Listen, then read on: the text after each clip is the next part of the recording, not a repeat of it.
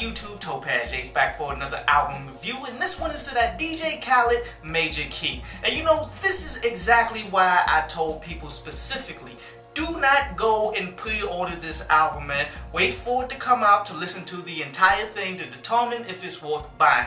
Because the one great song that was on here, that Holy Key with Kendrick and Big Sean and such, man, that song is the only one that is really on that level off this entire project. And it makes sense that it's like that, because even though it's DJ Khaled putting it all together, he's in essence grabbing up the most notable acts and such, man, and squashing them all together to make songs based on how he feels about it. So the people who are actually recording have no cohesiveness with anybody else that's recording on these songs, man. That's ultimately why each individual song feels like an individual song that's just squashed together with a bunch of individual tracks instead of it being a full-fledged project. And I'm not mad at DJ Khaled at all, man. To be quite honest, on paper, a lot of these tracks should work. And the fact that he's trying to balance everything that's going on in the music industry together with the most notable artists, it seemed as though it could have been a perfect blend, but in the end it just didn't work. Like, take that Nas album Done track with, this is Nas, one of the best lyricists that hip-hop has ever seen,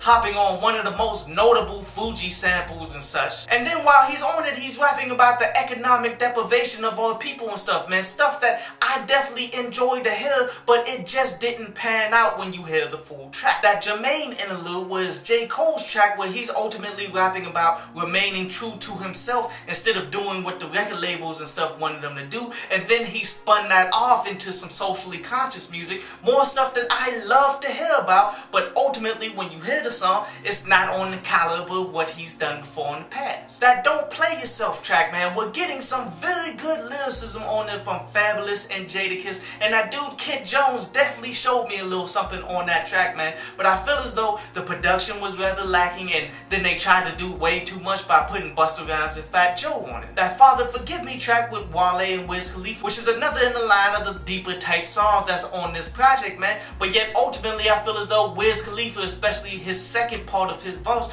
really didn't work too well, and Wale definitely underperformed on top of that solid production and that good hook that was on it. But then you realize the most featured artist on this entire project is Future on top of 4 tracks, and I will say one of them was actually kind of decent. That I'ma Be Alright with Bryson Tiller, that joint was pretty cool, but then the rest was just commercialized trap music that was trying to be carried by the names that's all within here, and those tracks ultimately didn't pan out. I mean, you definitely see what he's trying to do here, man. He definitely tried to take the best lyricists of multiple generations from Jay-Z, Nas, Kendrick Lamar, J. Cole, putting them all together with the trap rappers. Future, I believe it was Yo Gotti, Jeezy. On paper, it looked like it could be something phenomenal, but in the end, when you listen to the music, which you always listen to the music, man, it just didn't pan out. Overall, I give this project, man, a 4 out of 10. But this concludes today's review, man, and now we're going to jump into a brief instrumental from underground producer Al Wise before we jump into the news and then jump into an article from downloadpads.com.